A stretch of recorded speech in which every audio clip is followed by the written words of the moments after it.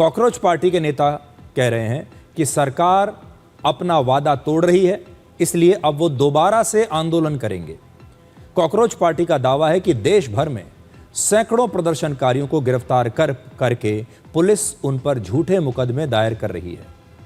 और अब इस विरोध प्रदर्शन पर दिल्ली पुलिस ने भी अपना जवाब दिया है। तो पहले मैं आपको यह बताता हूं कि कॉकरोच पार्टी क्या कह रही है। वो ये कह रही है कि सरकार ने वादा किया था, जब समझौता हुआ था, कि किसी भी प्रदर्शनकारी पर कोई कानूनी कार्रवाई नहीं की जाएगी, जो एफआईआर हुई हैं उन्हें वापस ले लिया जाएगा और किसी भी प्रदर्शनकारी को परेशान नहीं किया जाएगा, उनके ऊपर कोई लीगल एक्शन नहीं लिया जाएगा। समझौता हो गया, आंदोलन वापस ले लिया गया, लोग वापस चले गए। अब उनका आरोप है कि पुलिस अलग अलग राज्यों में, चाहे यूपी हो, दिल्ली हो, मुंबई हो, उनके प्रदर्शनकारियों को परेशान कर रही है और उन पर लीगल एक्शन ले रही है। तो ये तो उनका आरोप है और वो कह रहे हैं कि अगर ऐसा हुआ तो हम दोबारा से आंदोलन शुरू कर देंगे। लेकिन आज आपको दिल्ली पुलिस की बात भी सुननी चाहिए।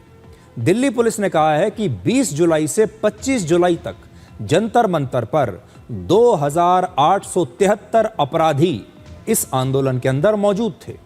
इन अपराधियों की पहचान पुलिस ने फेशियल रिकॉग्निशन सिस्टम के जरिए की है।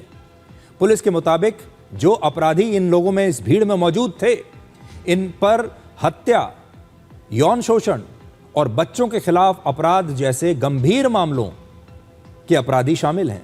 और इनमें से कई अपराधी बार बार इस आंदोलन में दिखाई दिए, बार बार इस आंदोलन की जगह पर वो लौट कर आए हैं।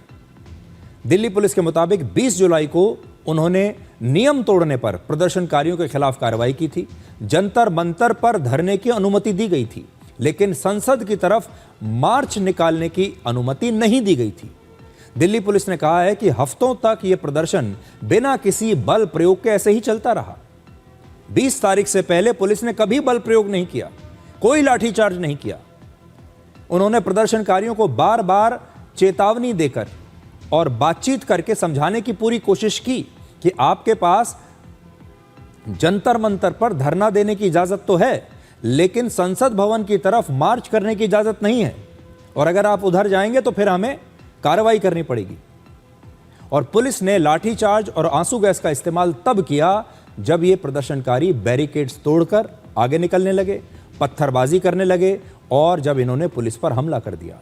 इस हमले में कई सीनियर पुलिस ऑफिसर्स घायल हुए, पुलिस की गाड़ियों को नुकसान पहुंचाया गया, पत्रकारों पर हमले हुए, उनके साथ बदसलूकी की गई, यहां तक कि यौन शोषण के आरोप भी कई महिलाओं ने लगाए हैं। इस पूरे आंदोलन में दिल्ली पुलिस को टारगेट किया गया और आधी अधूरी खबरें सोशल मीडिया पर फैला दी गई। तो जैसा मैंने आपको पहले कहा था कि दिल्ली पुलिस का पक्ष कोई नहीं रख रहा, और जो छात्र बात कह रहे हैं, जो आरोप लगा रहे हैं, उनका पक्ष हर कोई रख रहा है। मीडिया के एक वर्ग ने पुलिस का लाठीचार्ज तो दिखाया, लेकिन यह नहीं दिखाया कि उससे पहले पुलिस ने कितनी बार इन प्रदर्शनकारियों को चेतावनी दी थी। तो आज मैं आपको यह बताना चाहता हूं कि उस दिन क्या हुआ था।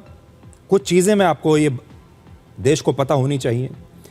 जंतर मंतर पर धरना देने की इजाजत दी गई थी, संसद की तरफ मार्च करने या तय जगह से आगे जाने की इजाजत नहीं थी। इसमें एक फर्क है। और जिस दिन उन्होंने उस इजाजत को तोड़ा, उसी दिन उनके ऊपर लाठीचार्ज हुआ। इससे पहले कभी लाठीचार्ज नहीं हुआ। लंबे समय तक पुलिस ने प्रदर्शनकारियों को जंतर मंतर पर बैठने दिया। भले ही वहां लगातार हुटिंग हुई, नारेबाजी हुई, उकसावे की घटनाएं लगातार होती रहीं, लेकिन पुलिस ने इनके ऊपर कभी भी डंडे नहीं चलाए, लाठी नहीं चलाई। पुलिस ने कई बार मौके पर और लाउड स्पीकर से लोगों से कहा कि ये तय जगह के अंदर रहें और संसद की तरफ ना बढ़ें, वहां जाने की परमिशन आपके पास नहीं है। जब ये लोग नहीं माने, तब आखिर में बल प्रयोग किया गया। तो जो देश को आज बात समझनी है वो ये है कि इजाजत जंतर मंतर पर धरने की थी, संसद तक मार्च करने की नहीं थी। बल का इस्तेमाल तभी हुआ जब बार बार चेतावनी देने के बाद भी लोग नहीं माने और बैरिकेड एक के बाद एक टूटते चले गए।